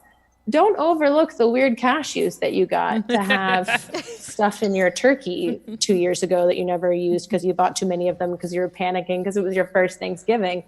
Take those weird chestnuts out of your pantry, blend them with some almond butter. That's basically the same thing. It's not too far off. Well, you heard it from local food advocate Kathleen Overman. Don't forget those weird cashews in your pantry. Kathleen, thank you so much. You're a rock star. You guys, next week we could do a little survey of weird things in people's pantry the week before. Okay. And we could try and figure out how to turn them into a dish. That's a great idea. Yeah. Let's do it. Really great idea. Thank you so much, Kathleen. Thanks for coming on. Thanks for being our food sage. Absolutely, man. You guys have a great day. You guys are doing great things. Thanks for being amazing parts of the community. I'm really proud of you guys. And I'm proud to know you. Thank you. Thanks, Kathleen. We'll see you in an hour when we come to get your coffee from you. All right, next up, I believe we've come to the end of our show by a lot, but we have one more person on the line, I think, and this person might murder me. She can't travel here, though. It's my mom, Cindy Sullivan. Come and join in, Michael. Abby can sit next to us. Bear with us, Mom. I know you're panicking. Abby's going to let you into the room. What's up, Cindy? My mom, Cindy Sullivan, is a brilliant person in a lot of arenas. And she's going to talk to us today about basically whatever she wants. Mom, are you there? Yeah, you are there. Can you hear us, Cindy? Yes, I am. I just had to stop the live stream audio. That's what I was worried about. Yeah, you're doing great. I can see you're in your nook. Yes, I am in my nook, and I'm thinking, what's my claim to fame? I do absolutely nothing. Oh my gosh, that is... Boy, I've heard that before, that whole Sullivan mindset. As though I Bobby birthed were Sarah here Sullivan, which, in and of itself is enough. I'm good. I'm good. Well, we do thank you for that. The people thank you. Baltimore thanks you. As soon as we're offline, they're going to have not those things to say. I'm just kidding. So, Mom, you, what have you been doing in quarantine? What have I been doing in quarantine? Well, I have I'm still working. So that is, I'm very lucky to be able to do that from home. So that takes up a good part of my day. And then I have been catching up on Netflix. I have been your brother has been teaching me guitar. We actually do nights, dinner nights, where we've done the cookout. We do special dishes. I am not, the one thing I haven't done is set aside rooms for the gym. I set aside rooms for naps. And, no one can come in those rooms while I'm taking those naps. And I've actually hit every room in the house, and I seem to have a problem with that. I can't get enough. But I go for walks. I live out in the country, so I can go for hikes and not see another human being. Or if we do, we acknowledge each other and greet each other friendly and stay very far apart. But that is one thing I have noticed, that people, when you do meet them face to face, even though it's at a distance, they're friendlier, and I'm sure in the city you find the same thing. Yeah, totally. Speaking of Netflix, you had a couple movies you wanted to recommend or review, didn't you? Yes. So for those of you who don't know, I am in lockdown in my house with Sarah's brother, who's just turned 29, and a friend of his from LA, who is delightful, and a breaker between myself and my son, which is needed at times. So his friend had him watch a documentary, and I watched it as well. And it's quite a few years old, I guess, but it's called Misrepresentation. It is a documentary, and it is very good, very good. It's about women and sexualization of women in the media, and how that sort of catapulted from a political standpoint, when that happened, who made that happen, and then it's interviews with many famous women in the media that you would recognize. And it's just very interesting. I have not seen the counterpart. There is a counterpart called, hold on a second, I brought it up. It is called The Mask You Live In. It's sort of like the thing on masculine. It's called The Mask You Live In, that my son's friend has also said is very good. So I recommend those of you who want to take a look. I think certainly Misrepresentation was very interesting. And yeah, that's my movie plug. I have bad movie plugs too, which I won't get to. Cindy, I'm going to go ahead and take the wheel for a moment. Wait, let me just ask, though, because she had some serious cool things to talk about. Yes, she does. Do you want us to, is there a particular order you want to go in, Mom? No, I would prefer you guys to just, Okay, go for it then, Michael. I don't need to talk about anything. I just, Cindy, before we move to the next subject, because I want to hit the important items as well, I want to intersperse a couple of the people's questions. We have some audience questions. Yeah.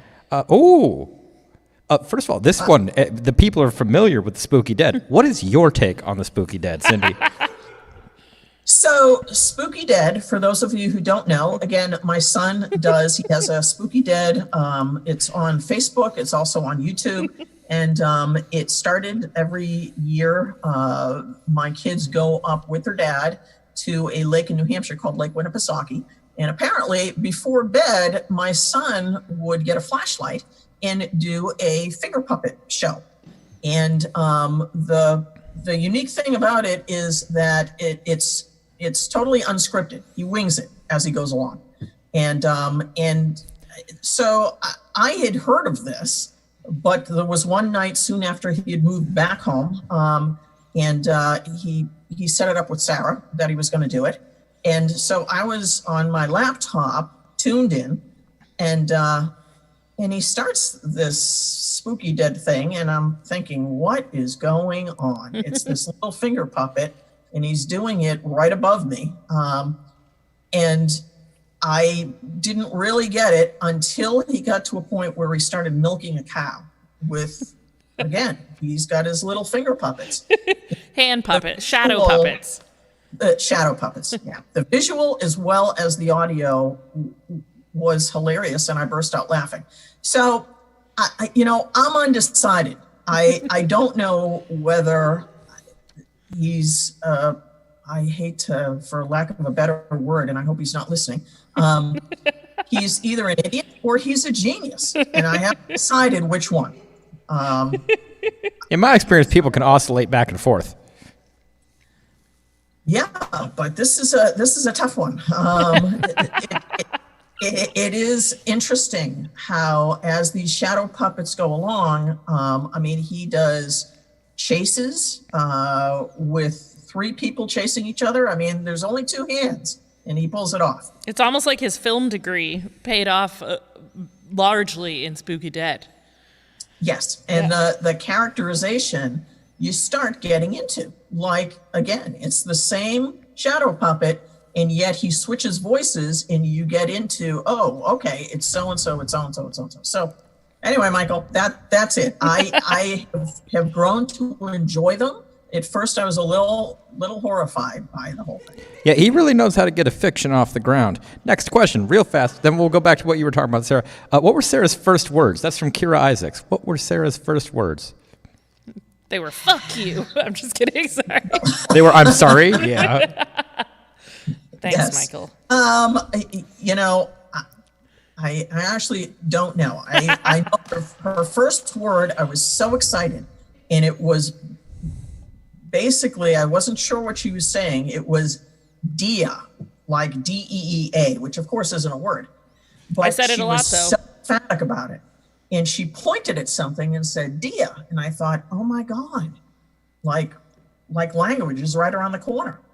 And then she moved on to the next item and said, Dia. And then, like, that was the only sound she made for every item. And I realized it had nothing to do with words or anything. So I don't know, Michael. I have no idea. After I had three kids in 4 years, and I gotta tell you, 30 years later, I'm still quite a bit shell-shocked. You're traumatized. I mean, I understand. Sarah's got a large head. We've all observed, I mean, like physically, there's a lot of hair too. Did she come out with that hair? So she came out with a little peach fuzz. I will tell you, she was a total conehead. Labor with Sarah was 56 hours long. She sounds about right. We really don't want to talk about her birth, right, Sarah? I mean, yeah, I don't know. I mean, it depends if the audience. I don't know if the audience is into this kind of thing or not. How do you we're feel doing it anyway. about crows? Let's bring the crows back into the room. Yeah, what do you?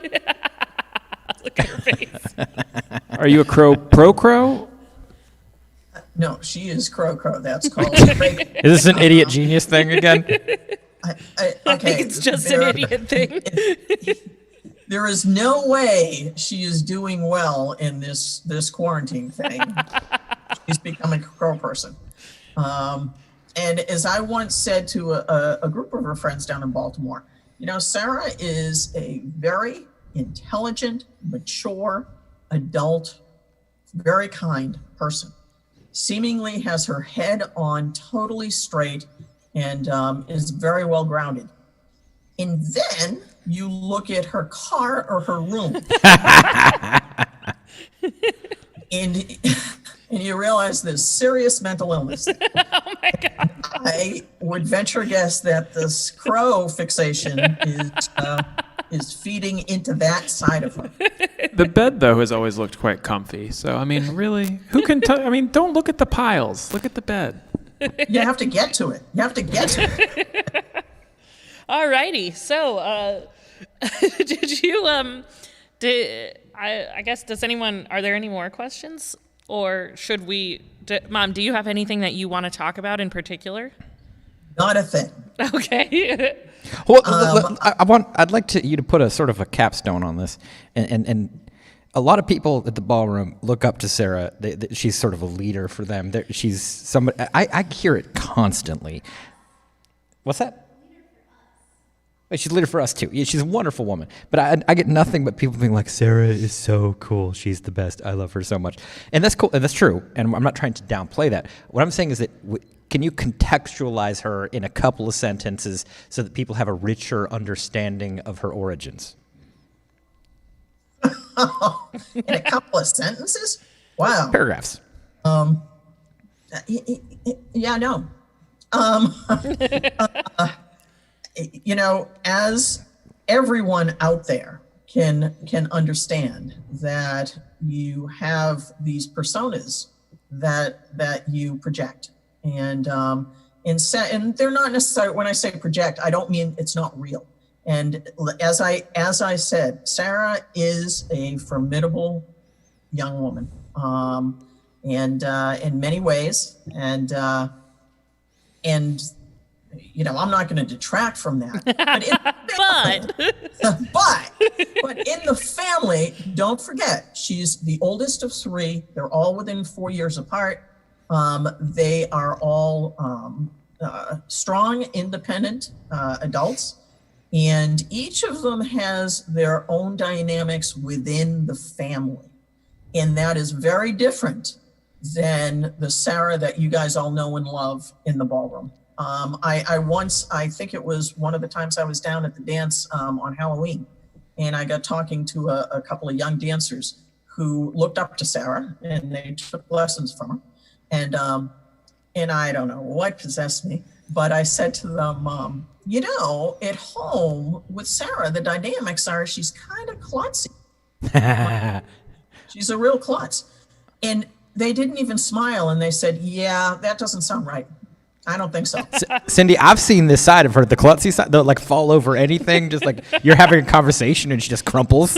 Yeah, it's intense. Yeah, well, Michael, this is without drinking. I suspect with you. I've seen her do it in broad daylight, like 11 a.m. Yeah. Mom, what happened with the chairs? What happened with the chairs? Oh.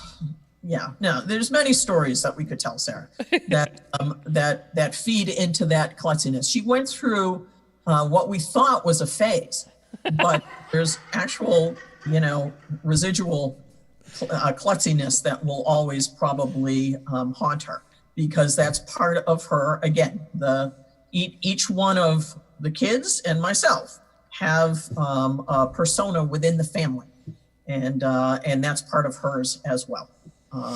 But Sarah is definitely within the family also looked up to and respected. And I am very lucky and grateful that the three of them are a tight unit. As much as their brother and sister and sister, you know, can do that sibling thing, they've got each other's backs, and that's great. So I don't know, Michael, whether that answered your question or not, but I am not gonna, you know, start ragging on Sarah. I feel like we got closer in the endless journey to understanding Sarah Sullivan. I'd like to take an audience question. We have an Alik Sullivan who's asking what's for dinner tomorrow night. Yeah. Yeah. Noodles and hot water. I learned that tonight. That's what we're having. All right. Well, thanks so much, Matt. Well, thank you for having me on. I saw Michael's mother last week, and I you know, I was very impressed. But I don't have any professional advice that I can give anybody. That's all right. Love you, Matt. Oh God, it's Abby. That was Abby. Oh no. She's in space right now. Cindy, thank you so much. It's always a pleasure to see you, and I hope to see you again once all of this terror is over. Anytime.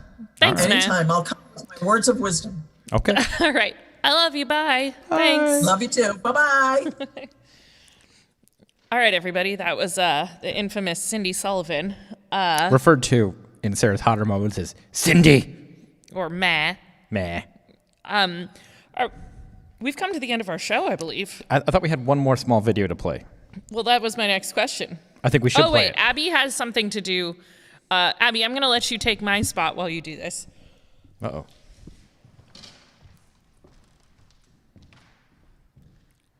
What is it, folks? We don't know.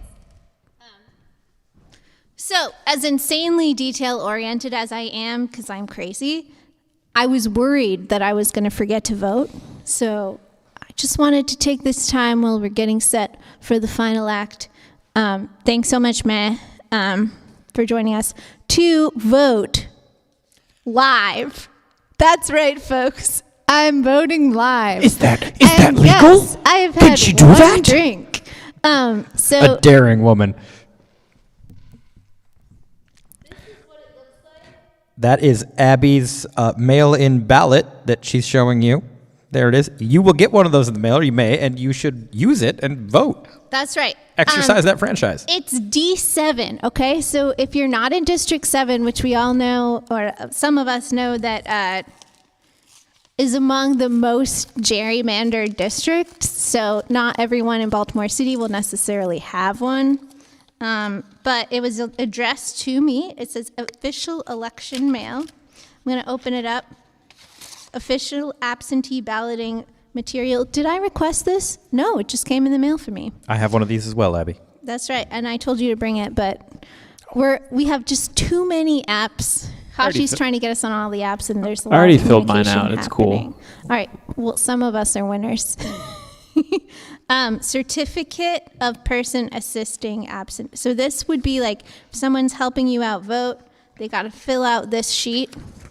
I'm not going to worry about that. Okay. Instructions for voting by mail.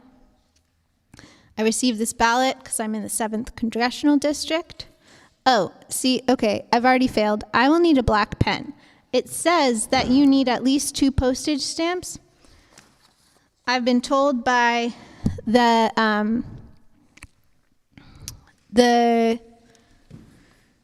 Women's League that you don't actually need a. Oh, wow, thank you. Conveniently, if you look on a different part, it says you don't need postage. You don't stamps. actually need postage, so you're going to put it in an envelope that looks like this. Grab your ballot, everyone. Maybe a black pen will also magically appear for you. This is some PBS shit. I love this. That's right. 1, vote. Mark your ballot. If you want to write in a vote, you must fill in the oval next to the write-in. If you make a mistake or want to change your vote, contact your local board of elections. Oh, okay. So if your mailing envelope says ID required, you must include a copy of a current and valid photo ID or one of the following. That's a bunch of bullshit. Shouldn't need an ID to vote. Fuck that shit. Fuck that shit. Abby Becker. All right. So here's my ballot. Does anyone we like running a write-in campaign? This is when we usually text each other from the Waverly Library. Okay, so my ballot has 2 names on it and 1 write-in. I feel like I got to do a little research to make sure no one's running a write-in campaign that I would be excited about. So, oh, wow, thanks, Hachi. Okay. All right, here it is, right side up. Yeah. That's what my ballot looks like. This is the election for representative in Congress is the only election that we are currently voting for mail-in. All of the other elections have been delayed till June. Don't worry. Okay, so then you fill in your little oval. You do your research, unlike I did. You sign this envelope here under penalty of perjury. You date it, you print your name, and then you pop this sucker in the mail. And, while you're at it, buy some stamps, because everyone loves the Postal Service. We don't want them to go away. And I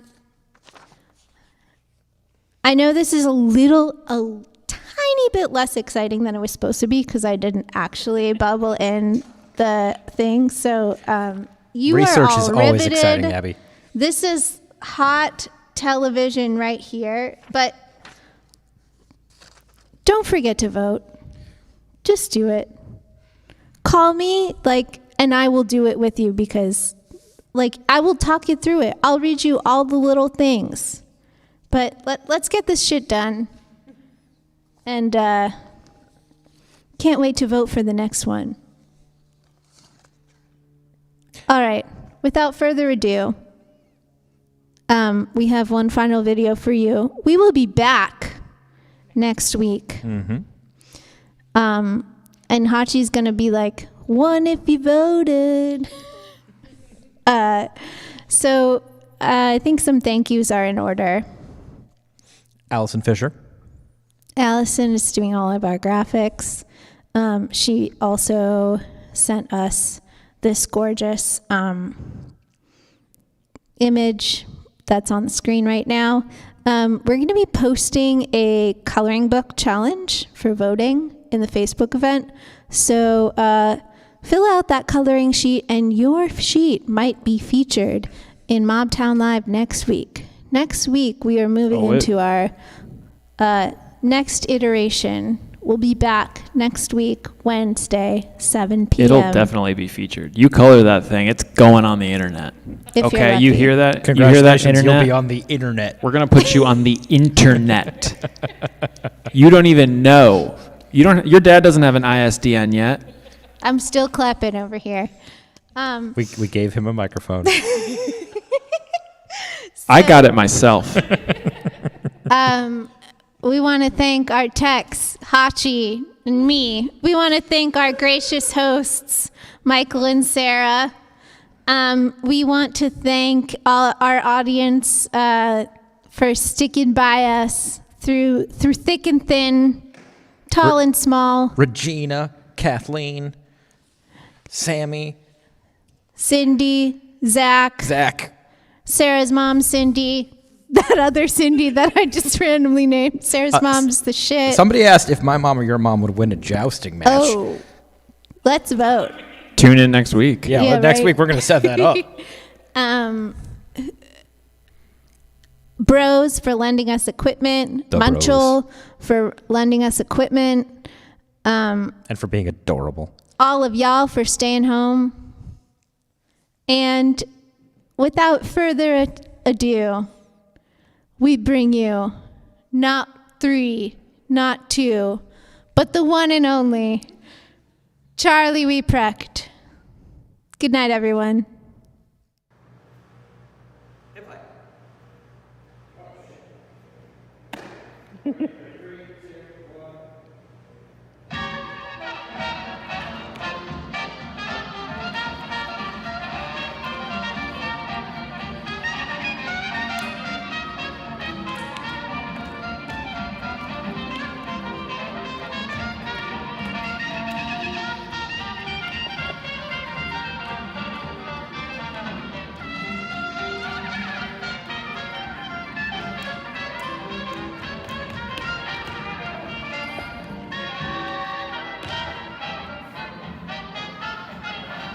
I don't have anything for this. That's okay. Want me to stop it? Oh. You may as well go and spill.